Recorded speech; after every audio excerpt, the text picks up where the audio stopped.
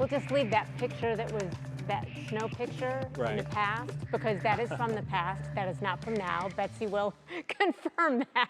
Yeah, we have a beautiful evening setting up here in northern Ohio. Even if the temperatures are cooling quickly, a cold front has moved through, and that's going to allow the mercury to fall back into the 50s by late this evening. Partly cloudy skies will be the rule for the most part. But the weather impacts that I'm watching, shower chances. There are some showers that have popped over the lake and farther south. We'll track those. We're also tracking Friday's rain chances.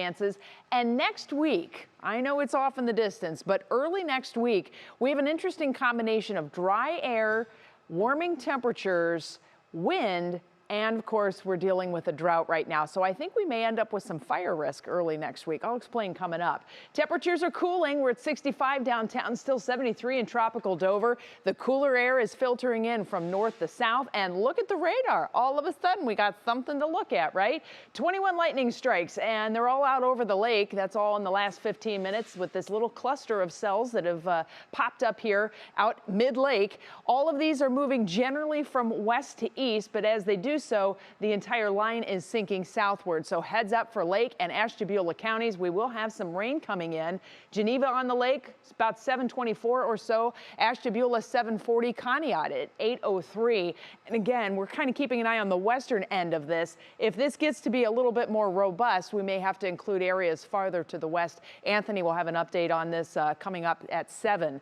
Meanwhile, we also have some very light showers that have moved through northern sections of Stark County. They're now moving off into Mahoning County and out of our area, so we should stay dry farther south.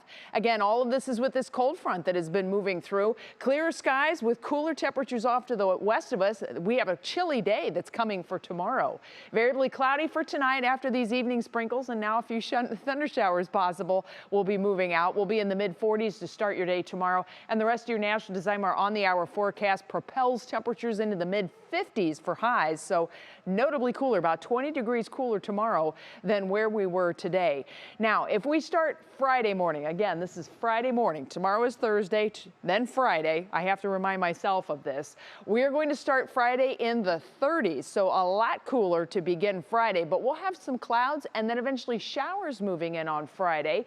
In the afternoon hours, we're expecting to see a wave of rain that will move through with another frontal system. Again, cooler air is going to be coming in for the weekend, but right now it looks like that batch of rain should be moving out of here just in time for Friday night football. So far things are looking good under the lights. Temperatures will be in the 50s for the evening. We'll back it down into the mid-50s then as we get into the latter part of the games. All right, big picture forecast to put things into perspective for you. Friday's system is sitting out here to the west. This is Friday morning.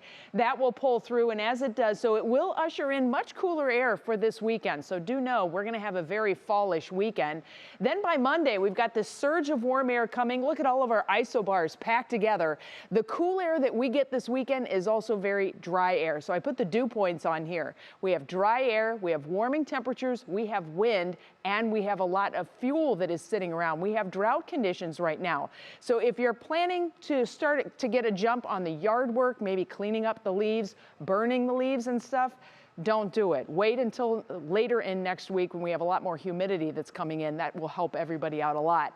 And we're also getting our first little peek at Halloween. This is a big forecast for folks. Matt's really keeping a close eye on this, so he's going to have more on this in the coming days. But we do have a few tricks because we're expecting some scattered rain for Beggars Night. There are some treats. The temperatures are going to be kind of mild for us, but all of that can change if the storm system that's coming speeds up or slows down. So that's going to impact everything.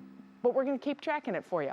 Here's your Union Home Mortgage forecast. We'll be in the 50s tomorrow, 60s Friday, then that late day rain, cooler for the weekend, and then we turn things around with those breezy, warming, but dry conditions early next week.